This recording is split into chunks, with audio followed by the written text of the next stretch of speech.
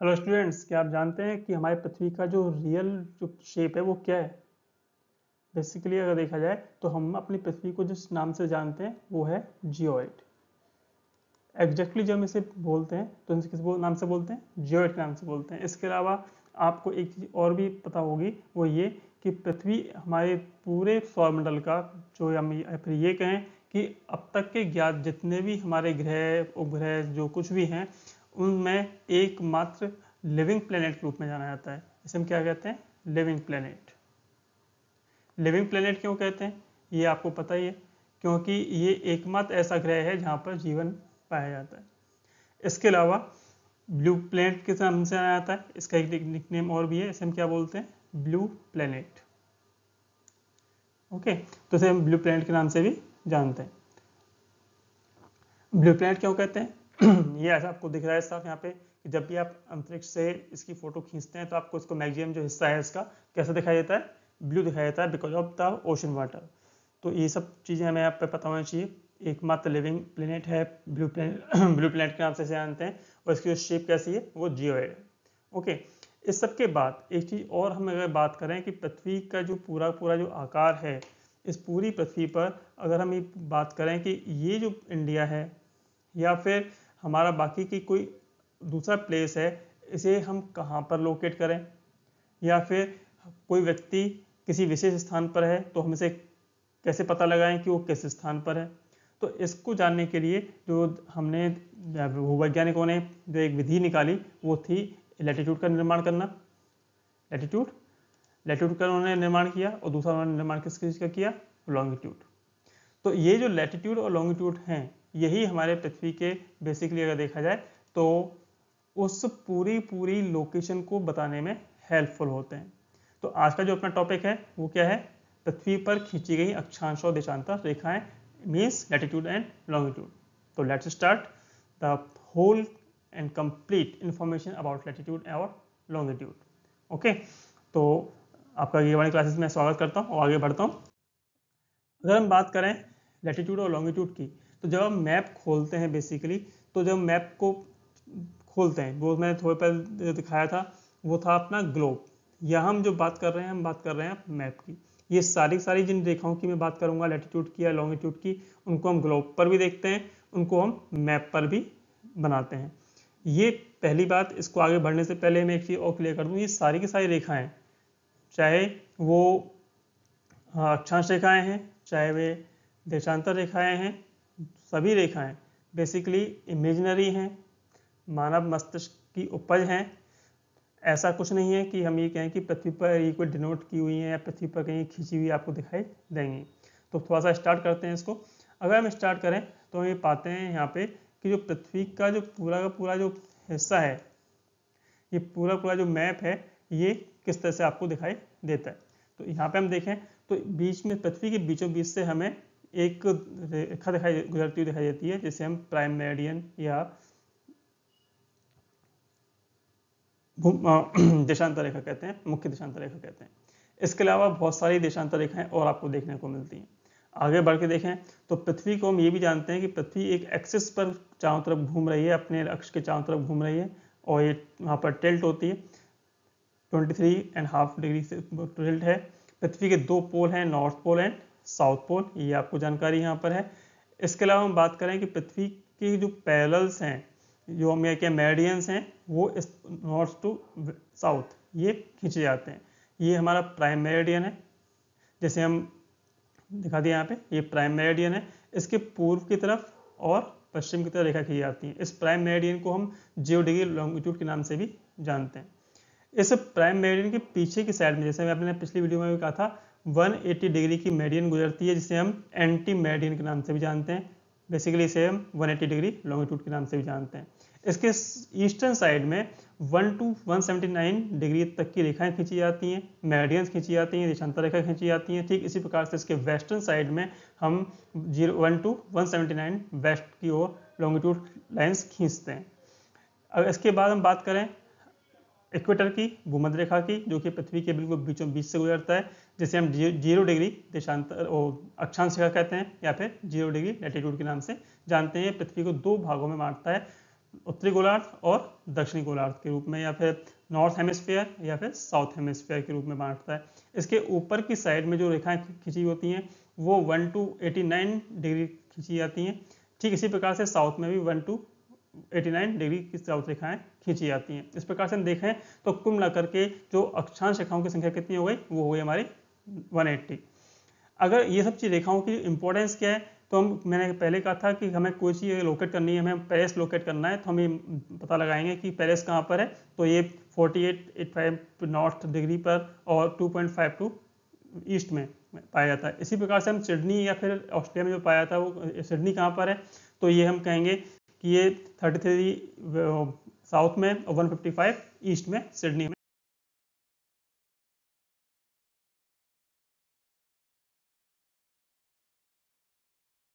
मिलेगा। इस तरह से हम ये कुल मिलाकर के मोटा मोटा हम ये आइडिया लगाते हैं कि पूरा का पूरा जो रेखाएं हैं ये कहीं ना कहीं हमें बताती हैं कि कौन सा जगह किस स्थान पर है। क्लियर? तो इस चीज को हमने देखा। अब तरीके से समझें, एज ए ग्रॉस हम समझने की कोशिश करें तो जो पृथ्वी है बेसिकली, अब थोड़ा सा समझने की कोशिश करते हैं, अपने एनिमेशन से आगे बढ़ते हैं और उसको समझते हैं बेसिकली अभी हमने किस तरह से रेखाओं का निर्माण किया। तो जैसा मैंने पहले आपको बताया कि हमने ईस्ट टू वेस्ट की साइड में एक इक्वेटर रेखा खींची, और ये इक्वेटर रेखा वो रेखा थी जो कि पृथ्वी को दो भागों में बांट रही थी। पहला जो भाग था पृथ्वी का नॉर्थ हेमिस्फीयर था, ये वाला हिस्सा जिसको दो भागों में बांटा। मैंने थोड़ी देर पहले मैंने आपसे कहा था कि इसको दो हेमिस्फीयर बांट दिया गया, ये तो क्या हो गया अपना north hemisphere. Clear? North hemisphere में बांट दिया। ये जो हिस्सा था अपना साउथ वाला, ये साउथ की हम बात करें तो ये हिस्सा क्या कहलाया हमारा, साउथ हेमिस्फीयर कहलाया।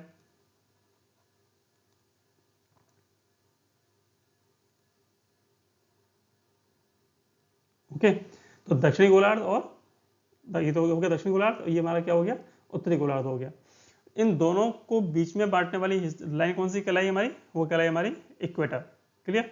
यहाँ पे हम बात कर रहे हैं, ये है अपना इक्वेटर, जैसे यहाँ पे मेंशन किया हुआ है कि 0 डिग्री लैटिट्यूड के नाम से इसे हम जानते हैं।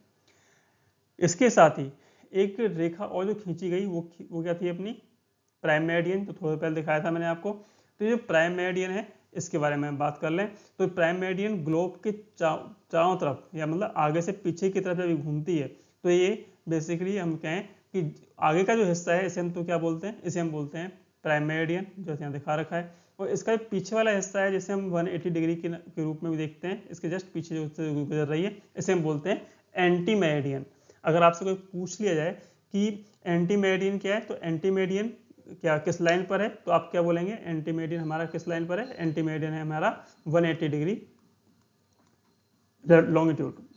ओके,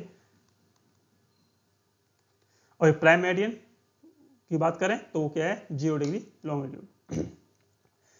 इक्वेटर की बात करते हैं तो क्या है 0 डिग्री लैटिट्यूड। ठीक इसी प्रकार से हमने जब बात की तो ये भी मैंने बताया कि जब पूरी जो लाइन है ये हमारे क्या है एक्सिस ऑफ अर्थ। जैसे मैंने थोड़ी देर पहले कहा था कि पृथ्वी जो दिखाया था अपने एनिमेशन में कि जो पूरी अर्थ है अपने एक्सिस पर घूम रही होती है, तो जो पृथ्वी घूमती है वो अपने इस एक्सिस पर घूम रही है। क्लियर? तो ये पूरा एक प्रकार से हम देखें कि जाल बना हुआ है लॉन्गिट्यूड का और लैटिट्यूड का। अब ये जो जाल है लॉन्गिट्यूड का और लैटिट्यूड का, इसको और अगर बेटर तरीके से समझना चाहें तो जैसा मैं यहाँ पे बता रखा है थोड़ा सा और क्लियर हो गया। यहाँ पे हमने जैसे कहा था कि साउथ में 90 डिग्री की रेखाएं देखी जाएंगी और नॉर्थ में भी कितनी देखी जाएंगी 90 डिग्री देखी जाएंगी। तो अगर इस तरह से मोटा मोटा मान है और एक प्रश्न कभी पूछा जाए कि how many latitudes are on the globe और ऑन द मैप, तो कितनी होती हैं, तो 90 डिग्री नॉर्थ में और 90 डिग्री कितनी है साउथ में है, तो इक्वल कितनी हो गई 180 डिग्री। तो इस प्रकार से हम कह सकते हैं कि टोटल हमारी 180 डिग्री लैटिट्यूड्स में मिलते हैं। इसमें हम ये जो अपना इक्वेटर है इसको हमने काउंट नहीं किया, अगर इसको भी हम यहाँ पे काउंट कर लेते हैं तो हमारी टोटल नंबर ऑफ लैटिट्यूड्स कितने आते हैं 181। ओके, तो 181 लैटिट्यूड्स हमें देखने को यहाँ पे मिलते हैं। ये तो बात रही हमारी किस चीज़ की कि हम अगर बात करते हैं कि लैटिट्यूड की संख्या कितनी है। ओके, तो लैटिट्यूड कितने हैं 181, नॉर्थ में कितने हैं 90, और अगर हम बात करते हैं साउथ में कितने हैं तो वो भी कितने हैं 90, और टोटल मिला करके 180 होते हैं। अगर इक्वेटर को हम इसमें मैच कर लेते हैं या ऐड कर लेते हैं तो हमारी संख्या कितनी आती है, वो आती है 181। ठीक इसी प्रकार से हम बात करें लॉन्गिट्यूड हमारे कितने हैं, तो लॉन्गिट्यूड की मैंने बात की थी कि अगर हम लॉन्गिट्यूड की हम बात करते हैं तो हम देखते हैं कि लॉन्गिट्यूड जो है वो ईस्टर्न साइड में, ये इधर वाला हिस्सा है वो क्या कहलाएगा, ईस्ट साइड कहलाएगा, इधर वाला हिस्सा क्या कहलाएगा, वेस्ट साइड कहलाएगा। जब हम ईस्टर्न साइड में इन रेखाओं को खींचते हैं तो ये कितनी रेखाएं होती हैं ये हम समझना चाहें, हालांकि आपको ये जानकारी में है फिर भी इसको रिमाइंड करें तो कितनी रेखाएं होती हैं, ईस्ट में हमारे पास कितनी है 180। बेसिकली हम बात करते हैं 179 जैसे कि मैं एनिमेशन में कहा था, और 180 नंबर किसका है, वो अपना एंटी मेरिडियन जो कि 180 डिग्री पर हमने खींची थी उसको काउंट करते हैं। तो हम लोग बेसिकली जो मूव करते हैं 1 से लेकर के 179 तक मूव करते हैं। ओके, और फिर कहाँ पहुँचते हैं 180 पे पहुँचते हैं। सेम जो कहानी बनती है वो अपनी इस साइड में बनती है, मतलब वेस्टर्न साइड में बनती है। तो 180 किस साइड में हुए, ईस्ट में, और 180 किधर हुए, वेस्ट में। तो टोटल नंबर ऑफ लॉन्गिट्यूड कितने हुए हमारे 360। क्लियर, तो टोटल नंबर ऑफ लॉन्गिट्यूड कितने हुए 360। नंबर ऑफ लैटिट्यूड कितने हुए, वो हुए हमारे 180। जनरली क्वेश्चन ये पूछा जाता है इसलिए मैं बात की।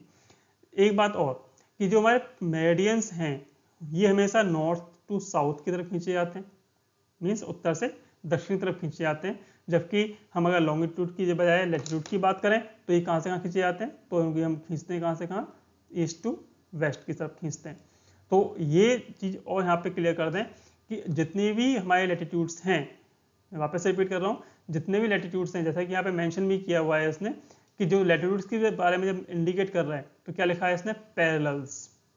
यहाँ पे ध्यान रखिएगा प्रश्न पूछा जाता है कि लैटिट्यूड्स क्या है, पैरेलल है, मीन्स ये एक दूसरे के पैरेलल में मूव करते हैं, एक दूसरे के पैरेलल में मूव करते हैं। जबकि मेरिडियंस एक दूसरे के पैरेलल में मूव नहीं करते। क्यों नहीं करते, इसके बारे में हम बात करें तो हम समझ सकते हैं कि यहाँ से लेके यहाँ तक हम चलें तो भी एक दूसरे के पैरेलल में होंगे, एक दूसरे के समांतर होंगे। लेकिन जब हम मेरिडियंस की बात करते हैं, लॉन्गिट्यूड की बात करते हैं, तो ये इक्वेटर पर मैक्सिमम डिस्टेंस रखते हैं। जैसे जैसे ये नॉर्थ की तरफ बढ़ते हैं या फिर साउथ की तरफ बढ़ते हैं, इनकी जो डिस्टेंस है बिटवीन द लॉन्गिट्यूड्स वो क्या होती है, कम होती हुई चली जाती है। एट लास्ट जब ये पहुंचते हैं पोल पर तो ये क्या होता है, 0 डिग्री पर बन जाता है। तो कुल मिलाकर के इनके बीच की डिस्टेंस कितनी होती है, 0 हो जाती है। That is why they are not known as parallels, while the eight latitude are known as parallel. तो ये आपको ध्यान रखना है, क्वेश्चन कई बार पूछा जा चुका है कि लैटिट्यूड पैरेलल्स हैं या लॉन्गिट्यूड पैरेलल्स हैं, तो ये आपको यहाँ पर ध्यान रखना है। एक इंपॉर्टेंट इन्फॉर्मेशन यहाँ पे जो देने लायक है वो ये है कि अगर कई बार प्रश्न पूछा जाता है कि the distance between 2 latitudes, 2 latitudes के बीच में, या हम ये कहें कि 2 अक्षांश रेखाओं के बीच में दूरी कितनी होती है, तो मोटी मोटी हम बात करें एज ए एवरेज तो हम मानते हैं 111 किलोमीटर के आसपास इन दोनों के बीच में दूरी होती है। माइल्स में हम बात करें तो कितनी बनती है, इस 69 माइल्स के आसपास ये डिस्टेंस बनती है। हम ये बात कर रहे हैं किसकी, एवरेज। मैं वापस से कह रहा हूँ कि एवरेज हम बात करें तो 111 किलोमीटर की डिस्टेंस होती है 2 लैटिट्यूड के बीच में। अगर हम लैटिट्यूड 1 से 2 के बीच में अगर जाते हैं तो हमें 111 किलोमीटर की डिस्टेंस को पार करना पड़ेगा। लेकिन क्या ये पूरे के पूरे अक्षांशों में सेम डिस्टेंस है, हम इक्वेटर से पोल की तरफ अगर मूव करते हैं तो क्या ये डिस्टेंस सेम ही रहेगी, तो ऐसा नहीं है। बेसिकली जो इक्वेटर पे हम बात करें तो इक्वेटर पर जो डिस्टेंस बिटवीन द लैटिट्यूड्स है वो कितनी होती है, क्वेश्चन जनरली ये पूछ लिया जाता है। तो ये आपको जब पता होना चाहिए। तो ये कितना है, लैटिट्यूड की हम बात करें, हम बात फिर कह रहा हूँ लैटिट्यूड की बात कर रहा हूँ, अक्षांश रेखाओं की बात कर रहा हूँ। अक्षांश रेखाओं पर लैटिट्यूड्स के बीच की जो डिस्टेंस होती है वो कितनी होती है, 110.567 किलोमीटर, 110.567 किलोमीटर। इसको अगर अपन माइल्स में मेजरमेंट करें तो कितनी बैठती है, 68.703 माइल। ओके, ये बात अपनी किसकी है, जब हम बात कर रहे हैं इक्वेटर के आसपास अगर हम लैटिट्यूड्स की डिस्टेंस को मेजर करते हैं तो।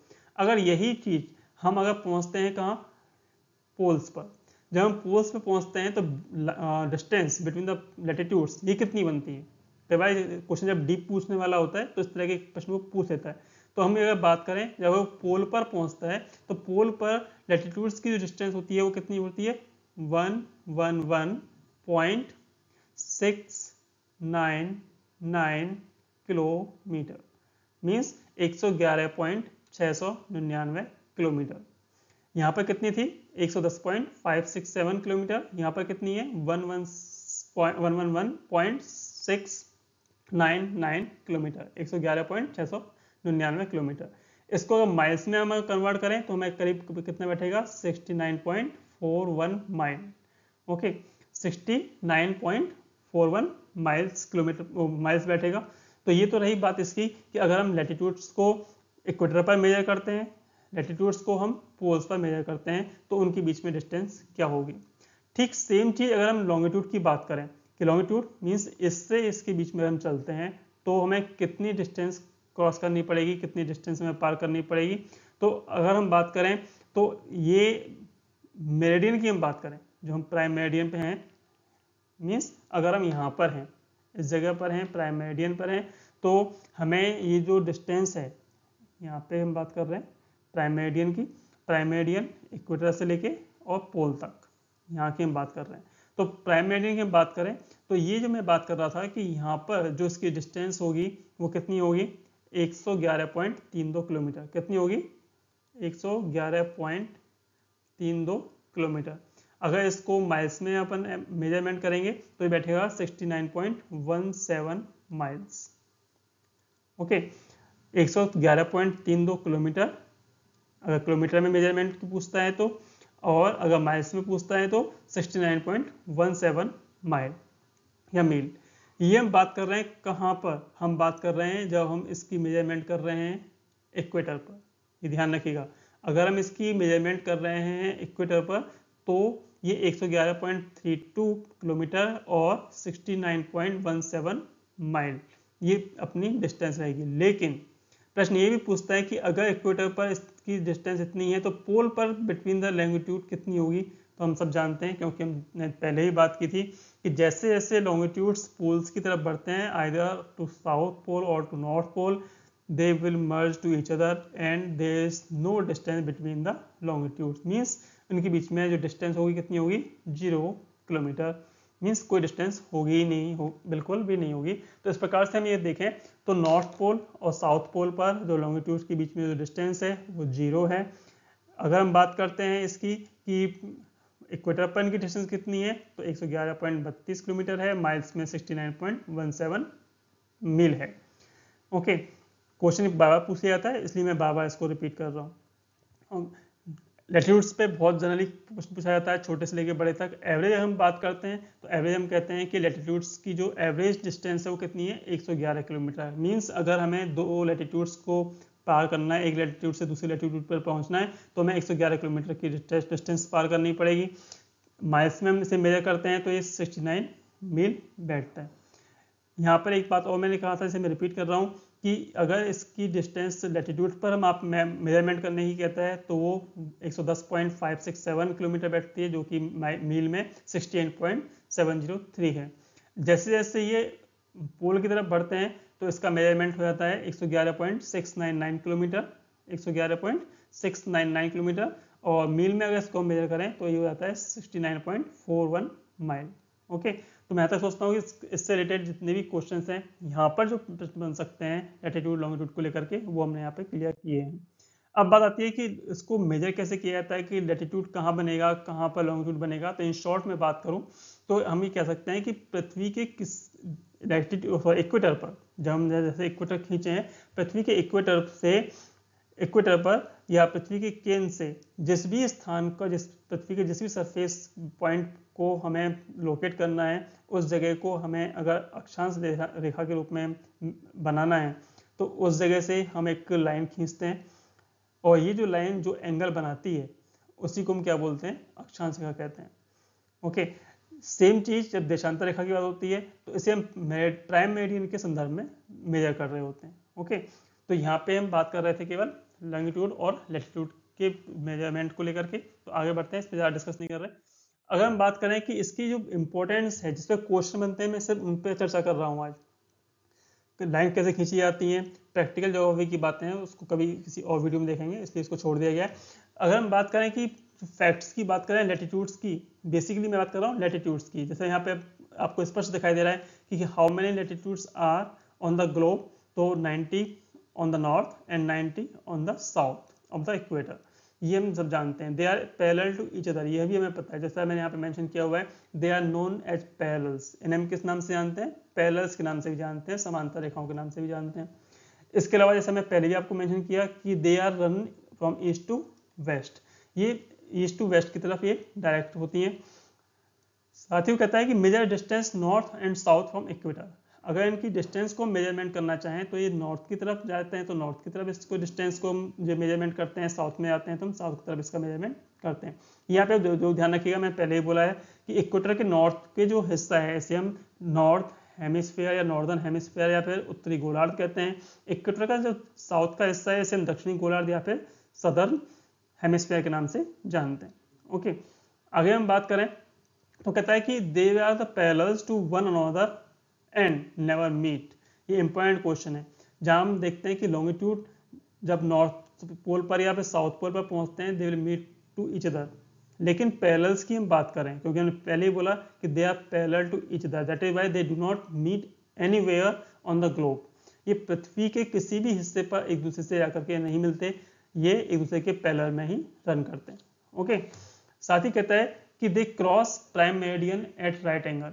अगर यहाँ पे हम प्राइम मेरिडियन खींचें, यहाँ पे एक प्राइम मेरिडियन खींच दीजिए, यहाँ पे अगर हम प्राइम मेरिडियन खींचें तो ये प्राइम मेरिडियन को राइट एंगल पर क्रॉस करती है। किसी भी लैटिट्यूड को आप ले लें, ये हमेशा प्राइम मेरिडियन को राइट एंगल पर क्रॉस करेंगे।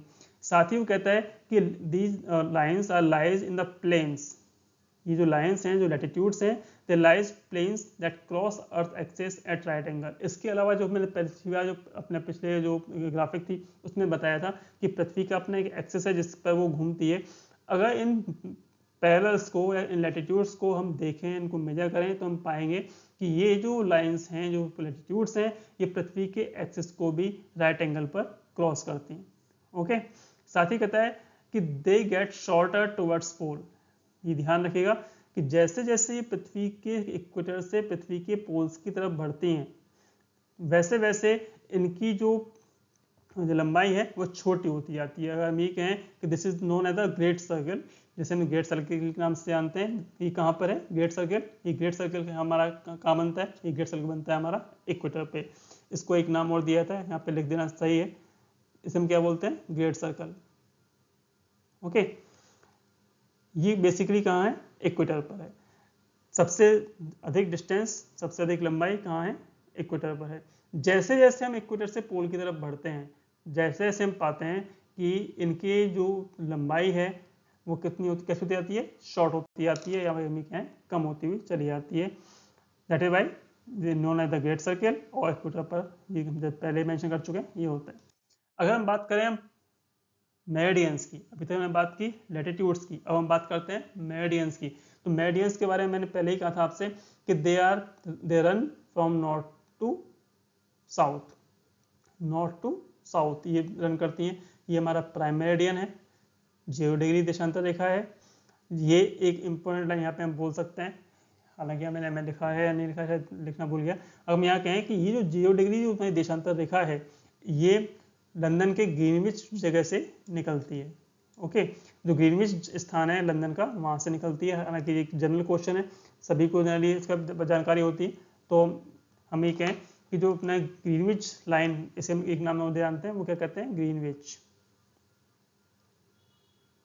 ग्रीनविच लाइन कौन सी है? तो भी क्या है? 0 डिग्री देशांतर रेखा है। यही पूछ सकता है कि जो 0 डिग्री देशांतर रेखा है, 0 डिग्री लॉन्गिट्यूड है, वो कहाँ से गुजरता है? ये गुजरता है ग्रीनविच से। ग्रीनविच कहाँ पर है? एक टाउन है, किसका? लंदन का। ठीक है, लंदन का एक टाउन है, वहां से गुजरता है। क्लियर। साथ ही कहता है कि मेजर्स डिस्टेंस फ्रॉम ईस्ट और west to the prime meridian. अगर हम इसकी डिस्टेंस की माप करें, जैसे हमने यहाँ पे माप की थी लैटिट्यूड्स की, तो हमने नॉर्थ और साउथ की तरफ इसकी डिस्टेंस मापने की कोशिश की थी। यहाँ पे अगर हम बात करते हैं डिस्टेंस मेजर करने की, तो मेजरमेंट किसका कर रहे होते हैं? बेसिकली ईस्ट की तरफ या फिर वेस्ट की तरफ। ओके, तो यहाँ पे कह रहा है कि मेजर डिस्टेंस ईस्ट और west of the prime meridian, prime meridian से कोई भी जगह ईस्ट में कितना दूर है या वेस्ट में कितना दूर है, ये हम इसके माध्यम से मेजर करते हैं। साथ ही कहता है they are farther apart at equator and meet at the pole. अगर हम बात करें जो हमारी जो लाइन्स हैं, जो मेरिडियंस हैं, किसी भी मेरिडियन को ले लें, ऐसा नहीं है कि हमें केवल प्राइम मेरिडियन की बात करनी है, एंटी मेरिडियन की बात करनी है जो कि इसके पीछे जा रहा है 180 डिग्री, उसके बारे में बात नहीं कर रहे हम। किसी भी मेरिडियन को उठाएं भाई, किसी भी मेरिडियन को उठा लो, वो सबके सब इक्वेटर पर ज़्यादा डिस्टेंस उनके बीच की होगी। यहाँ पर हम देखें तो सबसे ज़्यादा डिस्टेंस होगी किसी की भी बस कहाँ पे होना चाहिए, ये होना चाहिए हमारा इक्वेटर पे। लेकिन जैसे जैसे हम नॉर्थ की तरफ बढ़ते हैं इनके बीच की डिस्टेंस कम होती हुई चली जाती है, जो कि दिखाई दे रहा है। तो यहाँ पे बेसिकली क्वेश्चन बनना है कि सबसे ज़्यादा डिस्टेंस कहाँ होती है, वो अपनी होती है इक्वेटर पर। क्लियर, ये आपको ध्यान रखना है। ओके, आगे बढ़ते हैं। They cross equator eight right angle. जैसे हमने बात की थी कि लैटिट्यूड्स लॉन्गिट्यूड्स को या प्राइम मेरिडियन को राइट एंगल पर क्रॉस करते हैं, ठीक वैसे ही ये अपने जो लॉन्गिट्यूड्स हैं ये इक्वेटर को राइट एंगल पर क्रॉस करते हैं। इसके साथ ही वो कहता है they lie in a plane that passes through earth axis. वहाँ पे हमने बात क्या की थी लैटिट्यूड के संदर्भ में कि ये अर्थ के एक्सिस से राइट एंगल बनाता है। हमने क्या बात की थी, ये अर्थ के एक्सिस से राइट एंगल बनाता है। किसके संदर्भ में बात की थी हमने, ये लैटिट्यूड के संदर्भ में बात की थी। अगर हम लॉन्गिट्यूड के संदर्भ में बात करते हैं तो हम क्या पाते हैं कि ये जो अर्थ का एक्सिस है, पृथ्वी का जो अक्ष है, उससे होकर के गुजरती हैं। ये ध्यान रखने वाली बात है। तो प्रश्न पूछ लिया जाता है, मैं बार बार थोड़ा सा एम्फेसिस कर रहा हूँ इस बात पे कि अगर आपको लॉन्गिट्यूड को लेकर के बात करता है तो आपको क्या करना है कि दे पासेस थ्रू अर्थ एक्सिस। और अगर ये लैटिट्यूड के बारे में बात करता है तो हम क्या कहते हैं कि ये अर्थ एक्सिस से क्या बनाती हैं, राइट एंगल बनाती हैं। ओके, ये दोनों चीज़ों में आपको अंतर देखना है। साथ ही कहता है they are equal in length. एक बात और, ये सब कैसे है, इक्वल इन लेंथ, इन सबकी लंबाई कैसी है, बराबर है। जबकि लैटिट्यूड के बारे में क्या कहा था हमने कि जैसे जैसे ये उत्तर की तरफ बढ़ती हैं या साउथ की ओर बढ़ती हैं इनकी लंबाई कम होती जाती है। हमने लैटिट्यूड के बारे में बात की थी। अगर हम लॉन्गिट्यूड के बारे में बात करते हैं तो हम क्या देख रहे हैं, हम देखते हैं कि ये चाहे हम नंबर 1 को गिने, चाहे 79 को गिने, चाहे 179 को गिने, किसी भी लॉन्गिट्यूड को आप उठाएं, ये क्या कहता है, इनकी जो लेंथ है, मैं बात डिस्टेंस की नहीं कर रहा हूं, मैं बात कर रहा हूं लेंथ की। तो इनकी जो लेंथ है दे आर इक्वल, ये सब की सब बराबर होंगी। चाहे 1 की लें, 79 की लें, 179 की लें, किसी को भी आप लेंगे they are equal in length. Okay, साथ ही कहता है they are half of great circle. ये ग्रेट सर्कल जो हमने बनाया था इक्वेटर पर उसका जस्ट हाफ होती है। खैर, आगे बढ़ते हैं। अभी प्रश्न जो बनता है तो ज़्यादा अपने को ज़्यादा डिटेल नहीं ले रहा मैं, जो जिस पर क्वेश्चन बनना है उसी की हम चर्चा कर रहे हैं। मैं फिर कह रहा हूँ ये वीडियो आपका लिए काफ़ी इन्फॉर्मेटिव होने वाला है, ये ध्यान रखिएगा, ये वीडियो आपका बहुत ज़्यादा इन्फॉर्मेटिव होने वाला है। सो इस पर बने रहिए। एक बात और मैं कह दूँ कि बाद में जाकर के मैं भूल जाता हूँ कि आपके लिए ये वीडियोज़ बहुत इन्फॉर्मेटिव रहेंगे, आगे आने वाले वीडियो भी आपके लिए बहुत इन्फॉर्मेटिव रहेंगे। सो प्लीज़ गिरवाणी क्लासेस को आप सब्सक्राइब कीजिएगा, शेयर कीजिएगा और कमेंट भी कीजिए अगर आपको अच्छा लगता है तो भी। अगर कुछ आपको कमी लगती है तो भी, या फिर कुछ और डिमांड आपको है मेरे से तो उसके बारे में आप कमेंट कर सकते हैं। तो आगे बढ़ते हैं। अभी प्रश्न बनता है बेसिकली कि हमने बात की इक्वेटर की, तो इक्वेटर की हम अगर जब बात कर रहे हैं तो एक प्रश्न बनता है कि इक्वेटर पर कितने कंट्री हमें देखने को मिलते हैं। ओके, इक्वेटर की बात कर रहा हूँ मैं। ओके, तो इक्वेटर की हम बात करें तो हमें कितने कंट्री देखने को मिलते हैं वो हम यहाँ पे चर्चा करेंगे। क्लियर, तो हम बात करें तो तकरीबन 13 कंट्री ऐसे हैं जो हमें इक्वेटर पर मिलते हैं। पहला प्रश्न जो का उत्तर बनता है वो है अपना 13, गिन सकते हैं आप। ओके, जैसे हमने गिना यहाँ से 1 2 3 4 5 6 7 8 9 10 11 12 एंड 13। तो 13 कंट्रीज लाइज ऑन इक्वेटर, पहला प्रश्न। सेकंड प्रश्न, अगर हम बात करते हैं कि साउथ अमेरिका, ये कौन सा पोर्शन है, ये तो आपको आइडिया होगा, मैप में आपने खूब लोकेट किया होगा इसे। तो ये कौन सा पोर्शन बनता है अपना, ये है हमारा साउथ अमेरिका। तो साउथ अमेरिका में इतने कौन से कंट्री हैं या कितने कंट्री हैं जो कि इक्वेटर पर हैं, तो कौन है, 3 कंट्री हैं। पहला है कोलंबिया, दूसरा है इक्वेडोर और तीसरा क्या है, ब्राजील, यदि आपको ध्यान रखना है। ओके, तीसरा कौन सा है, ब्राजील। क्लियर हो गया, कोलंबिया, इक्वाडोर, ब्राजील, या फिर आप इसे कर सकते हैं CEB या BCE, जो भी आपको याद रखना हो, आप शॉर्ट बना सकते हैं, इसलिए मैं इनको सबको अलग अलग लेके चर्चा कर रहा हूँ। इसी प्रकार से हम बात करें, ये कौन सा महाद्वीप है अपना, कौन सा कंटिनेंट है, अफ्रीका कंटिनेंट है, जिसे हम डार्क कंटिनेंट के नाम से भी जानते हैं, अंध महाद्वीप के नाम से भी जानते हैं। इसमें जो कंट्रीज हैं जो कि इक्वेटर पर हैं या जिनसे होकर के इक्वेटर लाइन गुजरती है, उनकी संख्या कितनी है, वो है 7। ओके, ये आपको दिखाई दे रहा है। पहला है साओ टोम एंड प्रिंसिप, बिल्कुल हटके है, मेनलैंड में नहीं है, ये ध्यान रखना है। इसके बाद अपन बात करते हैं किसकी, गैबोन की, ये आपको यहाँ पे लोकेट हो रहा है। रिपब्लिक ऑफ कॉन्गो, यहाँ पर आपको मैं लोकेट किया हुआ है। डेमोक्रेटिक रिपब्लिक ऑफ कॉन्गो, ये दोनों चीज़ें अलग अलग हैं। हम लोग बात करते हैं कॉन्गो की, डेमोक्रेटिक रिपब्लिक ऑफ कॉन्गो की, तो कॉन्गो अलग है और डेमोक्रेटिक रिपब्लिक ऑफ कॉन्गो अलग है, इन दोनों कंट्रीज अलग अलग हैं। इसके बाद हम बात करते हैं युगांडा की। युगांडा के बाद हम बात कर लेते हैं केनिया की और सोमालिया की।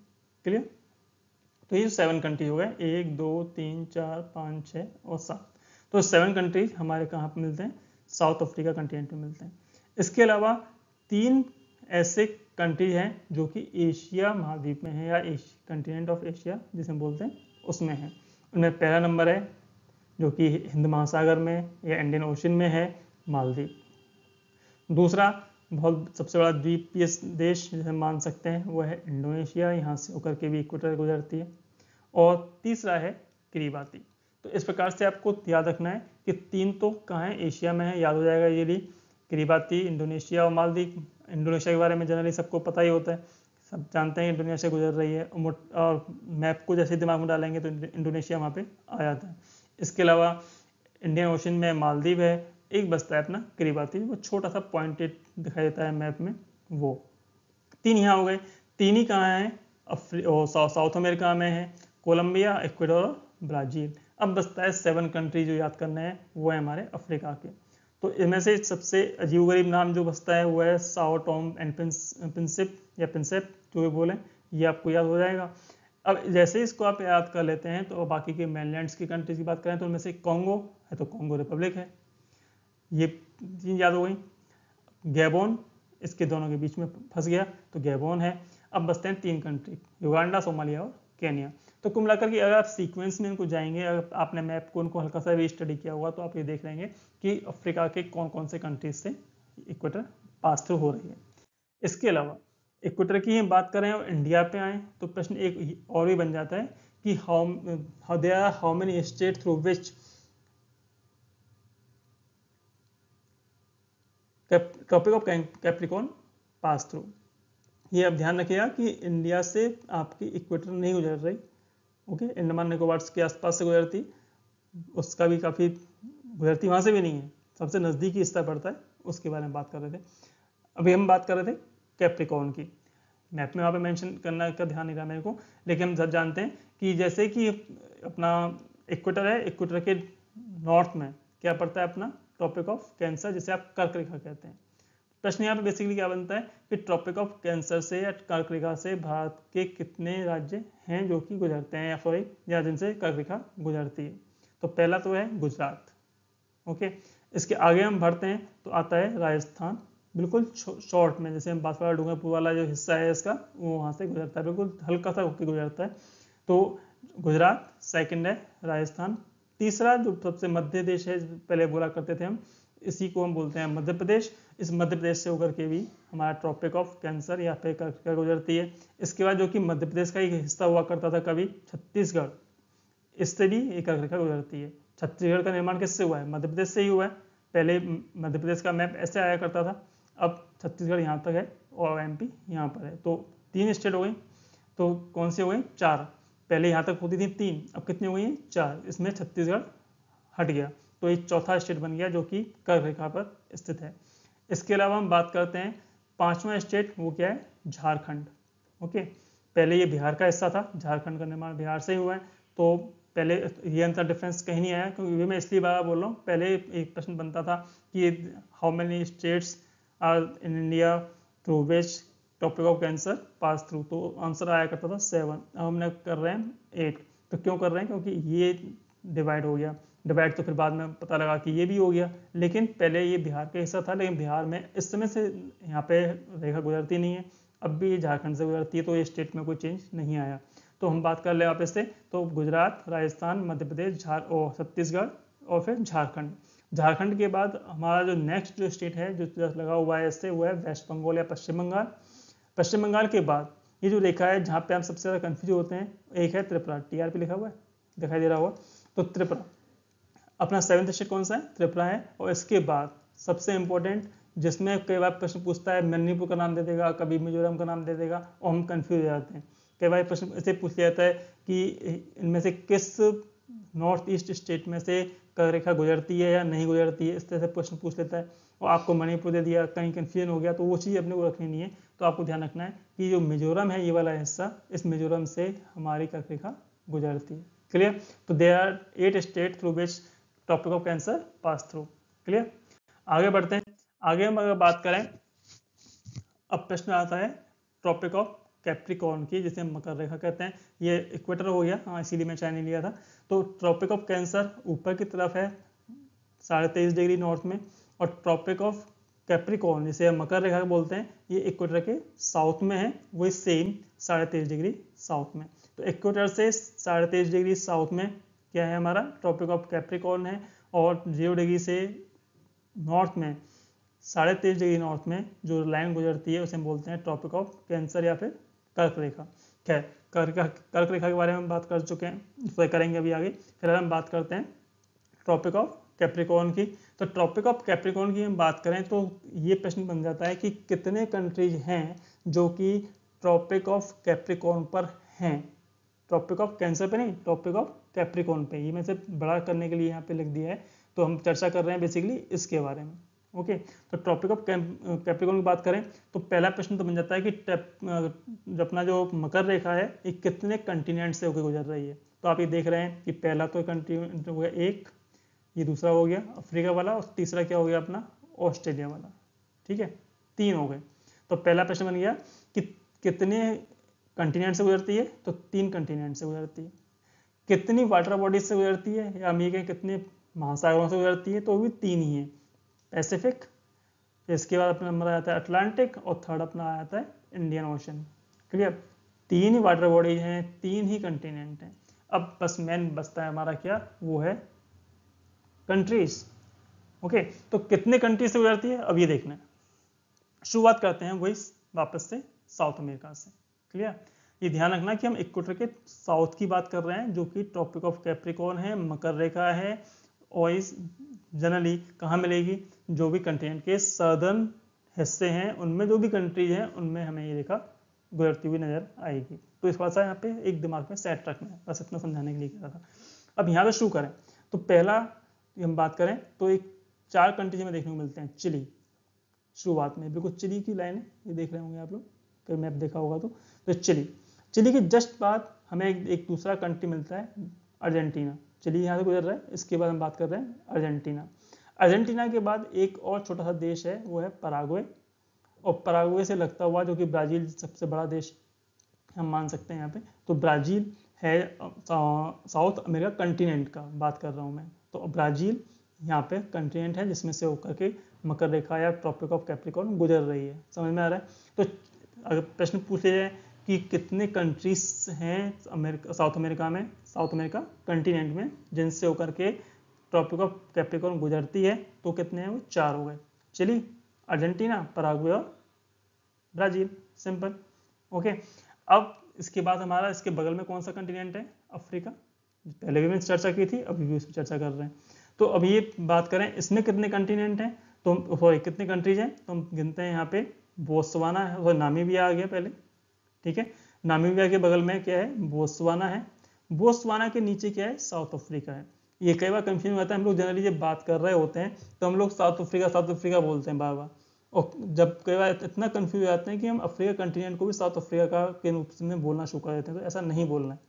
ओके, तो अफ्रीका कंटिनेंट में ही साउथ अफ्रीका एक कंट्री है, ये आपको ध्यान रखना है। ओके, तो वापस से रिपीट करता हूँ कि नामीबिया, फिर इसके बाद बोत्सवाना, बोत्सवाना के ही नीचे क्या है हमारा, साउथ अफ्रीका। 3 कंट्री हो गए। इसके बाद हम बात करते हैं Mozambique, Namibia, Botswana, south Africa, Mozambique. और इसके जस्ट बगल में एक जगह है, एक कंट्री है, वो है मेडागास्कर। क्लियर। तो ये हम इस प्रकार से हम देखें तो 5 कंट्रीज ऐसे हैं जो कि इस महाद्वीप में हैं और जिनसे होकर के कर्क रेखा गुजरती है। नामीबिया, फिर इसके बाद बोत्सवाना, उसके बाद मोजाम्बिक, इसके बाद मेडागास्कर। अब बचता है रिमेनिंग अपना साउथ अफ्रीका। ये तो याद होना कोई बड़ी बात नहीं है, बिल्कुल लास्ट के में है एक तरह से देखा जाए तो। यहाँ से मोटा जो सब बड़ा कंट्री दिखाई दे रहा है यहाँ पे, वो कौन सा है, अफ्रीका का दिखाई दे रहा है, साउथ अफ्रीका का दिखाई दे रहा है। तो 4 कंट्री याद रखने हैं, नामीबिया, बोत्सवाना, मोजाम्बिक और मेडागास्कर, और 5वां अपना साउथ अफ्रीका है। क्लियर। तो 5 कंट्रीज ये हो गए। कितने हो गए अब, यहाँ हमने गिने 4 और ये हो गए 5, कितने हो गए 9, 5 + 4 9। इसके अलावा अब हम बात गुजर रहे हैं कहाँ से, ऑस्ट्रेलिया से। ऑस्ट्रेलिया में तो कोई और कंट्री है ही नहीं, तो ऑस्ट्रेलिया ही है, तो कितना कंट्री हो गए 1। तो इस प्रकार से हम देखें, अगर प्रश्न बनता है, प्रश्न पूछ लिया है आपसे कि ट्रॉपिक ऑफ कैप्रिकॉर्न कितने कंट्रीज से होकर गुजरती है, तो नंबर आंसर क्या होगा आपका 10। कितने हो गया 10। तो 10 कंट्रीज से गुजरती है। इनमें से 4 तो हैं हमारे साउथ अमेरिका में, 5 हैं अफ्रीका कंटिनेंट में और 1 ऑस्ट्रेलिया में है ही। क्लियर। आई थिंक समझ में आ गया होगा इतना तो। इसके बाद हम बढ़ते हैं, अपना एक जो टॉपिक बचता है लास्ट का, वो बचता है कैप्रिकॉर्न हो गया, इक्वेटर हो गया, अब क्या बच रहा है कैंसर। कैंसर के बारे में मैं इसलिए बात की थी, इंडिया की पहले करके फ्री कर दिया वहाँ पे। अब हम बात कर रहे हैं सिर्फ कंट्रीज जो कि ट्रॉपिक ऑफ कैंसर पर हैं। क्लियर। तो उसके बारे में चर्चा कर लेते हैं। मैंने आपसे पहले भी कहा था ये वीडियो काफ़ी इन्फॉर्मेटिव होने वाली है। अगर आप ठीक से इसे देखेंगे तो आपको काफ़ी इन्फॉर्मेशन इसमें से मिलेंगी, बहुत सारे क्वेश्चंस आपको इसमें से मिलने की संभावनाएं बन रही हैं। जनरली इस पर जो प्रश्न बनता है वो सेम जैसा थोड़ी देर पहले मैंने आपसे कहा था कि ट्रॉपिक ऑफ कैंसर पर, जिसे हम बोलते हैं कर्क रेखा। अभी कर्क रेखा कहाँ है, इक्वेटर के नॉर्थ में है। बार बार बोल रहा हूँ, मिसगाइड नहीं होना है, कन्फ्यूजन में नहीं रहना है। तो ट्रॉपिक ऑफ कैंसर कहाँ है, ट्रॉपिक ऑफ कैंसर है भूमध्य रेखा के नॉर्थ में, उत्तर में कर्क रेखा बोलते हैं इसे हिंदी में। हमारे पास number of countries those lies on tropic of cancer are 17 mention किया हुआ है, बार बार इसको याद रखने की आवश्यकता पड़ेगी नहीं। ओके, कितने हैं 17। अब इनकी चर्चा कर लेते हैं। यहाँ पे मैंने ऑलरेडी पॉइंट बना करके मेंशन किया हुआ है। सबसे पहला नंबर आता है अपना मैक्सिको का, मैक्सिको जो कि नॉर्थ अमेरिका और साउथ अमेरिका के बीच में है। ओके, इसके अलावा नंबर आता है फिर बहामास का, ये भी आप कहीं से गुजर रहा है। और तीसरा है, ये तो 2 कंट्री हो गए इस साइड के, ये तो याद रहेंगे। मैक्सिको याद होना कोई बड़ी बात नहीं है। इसके बाद नंबर आता है बहामास का। जो कुछ भी याद करना है वो याद करना है आपको इस अफ्रीका महाद्वीप के बारे में, ये आपको थोड़ा सा दिमाग लगाना पड़ेगा। ठीक है, तो यहाँ हम बात करते हैं। पहला नंबर आता है वेस्टर्न सहारा का, जहाँ पे आप सहारा मरुस्थल की चर्चा कर रहे होते हैं तो आप इसको काउंट कर रहे होते हैं। फिर आता है आपका मोरितानिया, सहारा के जस्ट नीचे। इस तरह से आपको कंट्रीज भी मेंशन हो जाएंगे, आपको कंट्रीज याद हो जाएंगे। मैप में कंट्रीज कहाँ कहाँ हैं ये भी आपको समझ में आने लगेगा, तो थोड़ा ध्यान से इस मैप को देखिएगा। ओके, तो वेस्टर्न सहारा की बात की, वेस्टर्न सहारा के बाद हमने बात की किसकी, मोरितानिया की। ओके, नंबर 5 पे हम देखें जिसके जस्ट नीचे एक सीक्वेंस चल रहे हैं। यहाँ हमने बात की वेस्टर्न सहारा, फिर हमने बात की मोरितानिया, उसके जस्ट नीचे हम बात कर रहे हैं, ये क्या है, माली। ओके, वेस्टर्न सहारा, मोरितानिया और फिर माली। क्लियर। अब ये वाला सेगमेंट खत्म हो गया। इस सेगमेंट के खत्म होने के बाद हम बात करते हैं 6 की। तो 6 की हम बात करें तो ये कौन सी जगह है, ये है अल्जीरिया। ओके, अल्जीरिया के जस्ट नीचे की साइड में क्या है, Nigeria. Algeria, Nigeria. Okay, 3 country हमने पूरे पहले क्लियर कर ली। अब हम बात कर रहे हैं अल्जीरिया और नाइजीरिया की। अल्जीरिया और नाइजीरिया के जस्ट ईस्ट में कौन सा कंट्री पड़ता है, वो पड़ता है हमारा लीबिया। ओके, अल्जीरिया, नाइजीरिया और लीबिया, तो ये तो एक दूसरे के ऊपर नीचे हैं। ये क्या है, अल्जीरिया नॉर्थ में और हमारा जो नाइजर है वो साउथ में। इसके दोनों के ईस्ट में कौन सा कंट्री है, वो है हमारा लीबिया। लीबिया के बाद हम बात करते हैं तो एक सबसे इम्पोर्टेंट जो चर्चा में रहने वाला है, करंट अफेयर्स में बहुत सारे न्यूज में रहता है, ये है हमारा इजिप्ट, जिसे हम बोलते हैं मिस्र। ओके, मिस्र से जब आप आगे बढ़ते हैं वो है हमारे सऊदी अरब। एक तरह से देखा है तो हम खाड़ी वाले क्षेत्रों में पहुंच गए। ओके, तो जैसे आप मध्य पूर्व की बात करें, खाड़ी के देशों की बात करें, वो जब चीज़ें हम बात करते हैं तो बाद में बात करेंगे खाड़ी के बारे में। तो हम बात करें फिलहाल सऊदी अरब की। ठीक है, तो ये कौन सा हो गया, मिस्र से जस्ट आगे टच करता हुआ कौन सा कंट्री है हमारा, सऊदी अरेबिया। अब सऊदी अरेबिया के बाद में हम जब चर्चा करते हैं, सऊदी अरब की बात करते हैं, तो नॉर्मल सी बात है यूएई की बात भी करते हैं। तो इसके जस्ट ऊपर क्या है, बगल में नॉर्थ ईस्ट में ये है यूएई, यूनाइटेड अरब अमीरात। अमीरात के जस्ट नीचे और सऊदी अरब के जस्ट ईस्ट में जो कंट्री है जिसे हम बोलते हैं ओमान, ये 12 नंबर पे आपको दिखाई दे रहा है। क्लियर। तो इस प्रकार से आप देखें तो इतने सारे कंट्रीज को आपने यहाँ मेंशन किया जो कि अफ्रीका कंटिनेंट में हैं। क्वेश्चन पूछा है कितने कंटिनेंट हैं, सॉरी कितने कंट्रीज हैं अफ्रीका में जो कि टॉपिक ऑफ कैंसर पर हैं, तो आप यहाँ पे काउंट करेंगे 3, 4, 5, 6, 7, 8, 9, 10। Okay clear. अब हम बात कर लेते हैं बाकी रिमेनिंग कंट्रीज के बारे में जो कि कहाँ मिलते हैं, हमें एशिया में मिलते हैं। तो उनकी चर्चा करते हैं। सबसे पहले तो इंडिया का नाम है, ये आपको सब जानते हैं। टॉपिक ऑफ कैंसर से इन पर मैं चर्चा कर चुका हूँ पहले। ओके, कौन कौन से स्टेट्स हैं, जो मैं 8 स्टेट्स आपको गिनाई थी वहीं से गुजर रही होती हैं। ओके, इसके बाद हम बात करते हैं किसकी, बांग्लादेश की। इंडिया का हिस्सा था पहले, तो इंडिया के बगल में कौन है, बांग्लादेश है। क्योंकि पश्चिम बंगाल से गुजर रही थी कैंसर, अगर ध्यान हो तो, ध्यान है, ध्यान है, हमने बात की थी कि पश्चिम बंगाल से गुजर रही है, पश्चिम बंगाल के बाद त्रिपुरा और मिजोरम का नाम आएगा। तो लेकिन जब पश्चिम बंगाल से गुजरेगी तो बंगाल से भी गुजरेगी, तो बंगाल क्या है, बांग्लादेश। ओके, तो इंडिया के बाद बांग्लादेश का नाम आया। ओके, बांग्लादेश के बगल में एक और कंट्री है म्यांमार, जिसे हम पहले बोला करते थे बर्मा। ओके, जब इंडियन हिस्ट्री आपने पढ़ी होगी तो अंग्रेज काला पानी सजा देकर के अंडमान निकोबार भेज दिया करते थे, या बहुत दूर उन्हें भेजना होता था तो म्यांमार या बर्मा में भेज दिया करते थे। रंगून की जेल, जहाँ पे रंगून की जेल काफ़ी फेमस रही है। खैर, अभी हम हिस्ट्री की बात नहीं कर रहे, जोग्राफी की बात कर रहे हैं, तो बात कर लेते हैं फिलहाल म्यांमार की। तो इंडिया, बांग्लादेश और फिर तीसरा नाम क्या है अपना, म्यांमार। ये देश तो ऐसे हैं जो कि आपको इजीली याद हो जाएंगे, मैं इसलिए थोड़ा सा ज़्यादा कहना चाह रहा हूँ कि इसमें ज़्यादा दिमाग लगाने की जरूरत नहीं है। ओके, तो यहाँ पे म्यांमार की बात आई। अब म्यांमार के बाद चीन इतना बड़ा एरिया है, लेकिन इसके बावजूद भी बिल्कुल छोटा सा एरिया से होकर के ये कैंसर गुजरती है, टॉपिक ऑफ कैंसर गुजरती है, चीन से गुजरती है, ये आपको ध्यान आ जाएगा। और चीन का एक हिस्सा जिस पर हमेशा लड़ाई होती रहती है, ताइवान। ओके, जिसके बारे में कहते हैं कि भाई ताइवान को चीन अपना हिस्सा मानता है और उसको अपने हिस्से में मिलाने की इच्छा रखता है, युद्ध की चर्चाएं होती रहती हैं। तो ये ताइवान, तो यहाँ पर देखा है तो चीन, ताइवान, आपको याद हो जाएगा। म्यांमार, बांग्लादेश और इंडिया, ये तीनों कभी एक ही हुआ करते, तो ये एक ही कंट्रीज के हिस्से हैं, तो आपको इस तरह से याद हो जाएंगे। यहाँ पर सिर्फ 2 कंट्रीज हैं, ये आपको याद करना कोई बड़ी बात नहीं है। कौन कौन से, मैक्सिको और बहामास। अब जो कुछ भी याद करना है वो याद करना है आपको अफ्रीका कंटिनेंट में। पिछली बार भी मैंने ये बात कहा था कि जो कुछ भी आपको फोकस करना है वो करना है किसके बारे में, अफ्रीका के बारे में। तो आप यहाँ पे से कर लीजिएगा। तो आई थिंक आज का वीडियो आपको काफ़ी पसंद आया होगा। इस तरह के वीडियो में लाने की कोशिश करता रहूँगा हमेशा आपके पास। सो प्लीज़ मेरे वीडियो से सब्सक्राइब कर लीजिएगा, गिरवाणी क्लासेस को। मिलते हैं फिर एक अच्छे से नए वीडियो में, तब तक के लिए हैव ए नाइस डे।